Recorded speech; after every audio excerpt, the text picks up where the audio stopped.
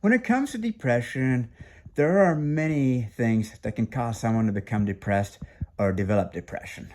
It can range from moving to a new city and feeling isolated and not knowing anyone. It can be the death of a family member. It could be being diagnosed with a terminal illness. It could be failing out of a program that you were super passionate about. It can become feeling isolated from your peers due to a sense of feeling left behind or inferiority complexity. There are so many reasons why one can develop depression.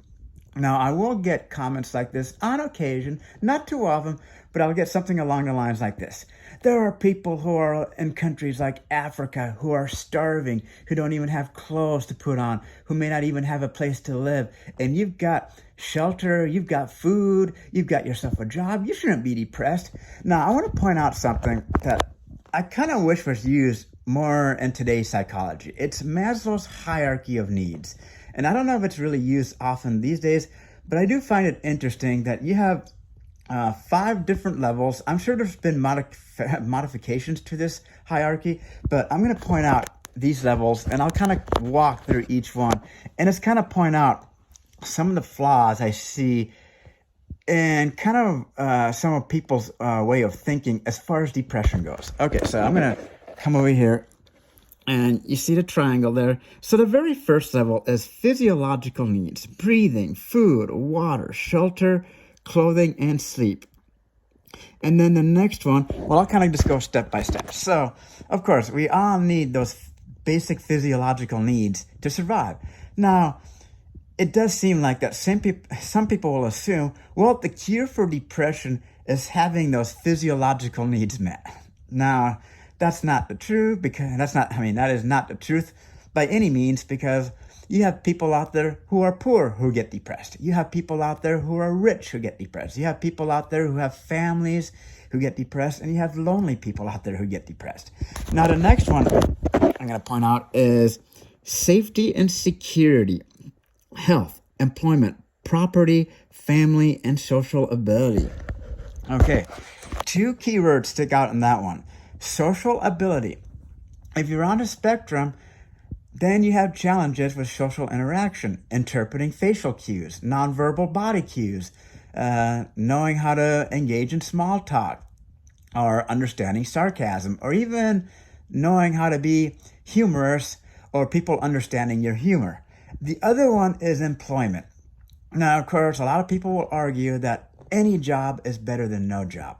And so this is kind of going back to, okay, depending on where you are in life, your educational level, your experience level. Well, of course, if you're a teen or someone just going to college and you're going for your first job, well, of course, it's not going to really matter. It shouldn't matter too much. But if you're, like, say, 30 years on later, working the same kind of job you worked as a teenager, and you dreaded working when you were that old, well, that can certainly affect your self-esteem. It can affect your self-confidence. And it can even affect your social ability, because if you have really low self-confidence, pretty much zero self-esteem, zero self-worth, it's going to want to make you retract and socially isolate. Okay, so now the next level up is love and belonging. So that consists of friendship, family, intimacy, and a sense of connection. And that is where I have yet to achieve. So that's what's interesting, because I'm kind of stuck between the red and the orange. But now, this is what's really interesting. I get a lot of comments like this. Well, you've got to be confident. You've got to love yourself. You've got to have self-esteem before you can have that sense of belonging. But when you look at this, self-esteem is above love and belonging. So self-esteem consists of confidence, achievement, respect of others, the need to be a unique individual. So that makes me wonder how a lot of people, and I can't list of every situation I've come across, but for instance, there will be people who are battling an illness. And you will often hear them say, or often hear stories of them saying, or even on the news, if it weren't for my wife, or if it weren't for my husband, or if it weren't for my family, I don't think I would have made it through. my family gave me the will and the strength to survive. You always hear like my family or my wife or my husband. And it leads me to believe that without having any kind of sense of connection or that friendship or intimacy, now I can see how that could actually improve someone's self-esteem or their confidence. It's like completely backwards of what people think. Now, it doesn't mean that someone should be like, now then of course are people going to be saying, well, that's this pity love you're after, or you just want people's pity. Now, that's why I say it. There are probably some flaws in this model, but then again, you got to think that maybe you need a certain amount of each level to progress to one level. So like if you're completely alone all the time, away from family, have like really no sense of connection, I can see how that can cause someone to develop low self-esteem, low self-confidence, which in turn can lead to depression. If you're working a job that you worked at like 30 years ago, maybe not the same exact job, but the same caliber of job 30 years ago when you had no experience, you had no degree, you had no military experience, yeah, that could lead to depression. That could lead to zero confidence, zero self-esteem. Now, I want to point out the last one. And then, of course, that's going to be self-actualization.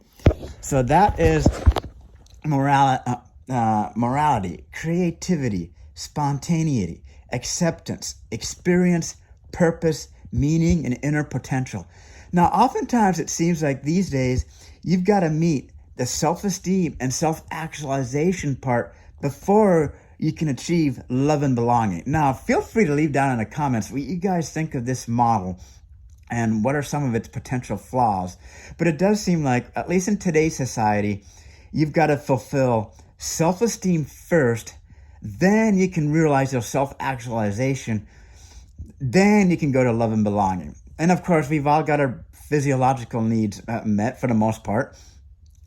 As long as you got your health, your property, and then family, that can be hit and miss. If you're always away from your family, sometimes distance and lack of proximity can cause a disconnect from family. So really, it seems like some of these are backwards in today, in a lot of today's society. So yeah, so pretty much it's like you almost want to look at this model and you can kind of pinpoint where someone's depression may be stemming from, and then how it's affecting one's progression from having your basic needs met to self-actualization. But I do find it interesting that it does seem like we've got to meet the top two levels before we can meet that love and belonging level. But once again, feel free to comment. And I know, like I said, everyone's depression is different. But just because someone has their basic needs met doesn't mean that their depression is going to be cured. Just like I've mentioned, I've had to kind of respond to a few comments. Having that such and such so-called good job, or even starting your own business or whatever it may be, it's not going to guarantee you happiness. But I've always thought that like there is this combination of where you can feel like you're just not getting ahead, you're lonely, and you've got other struggles. That too can actually make depression arise, or it can make your depression, anxiety even worse. So I kind of wanted to make this video kind of talking about this psychological model, because it is pretty interesting. And when I look at it, it seems like right now I'm trying to work on that self-actualization, meaning like trying to get my career going, realizing my full potential. And so I'll just close out this video by saying that this is kind of like how I'm going about it, and maybe this is what's kind of making my depression worse, my anxiety worse. But if we go back to this triangle, so basically I'm kind of referring back to this model, to this part, and to the physiological needs. So basically what's happening is I'm trying to focus on self-actualization so that way I can meet some of my basic needs in a more healthy way, especially when it comes to like food. Obviously, eating really healthy is unfortunately oftentimes more expensive. So it's like self-actualization will meet some of my physiological needs. Once I reach self-actualization, that's going to improve my self-esteem. Self-esteem, greater self-confidence, then that can potentially improve my ability to socialize. It might enable me to visit my family during the holiday, therefore forming a stronger bond. And then combined with that, then I will finally achieve that love and belonging. So yeah, that's kind of my approach to it. I know a lot of you probably disagree with that, but I'm just kind of going based on observation, based on what I read off the internet, because a lot of what I read off the internet comes from a multitude of sources, and they all kind of agree on one thing, that someone who's got their act together, who's got a demonstration of ambition, confidence, and sometimes people will even go like, that's pretty much debt free. And I've even seen some articles that even mention credit score.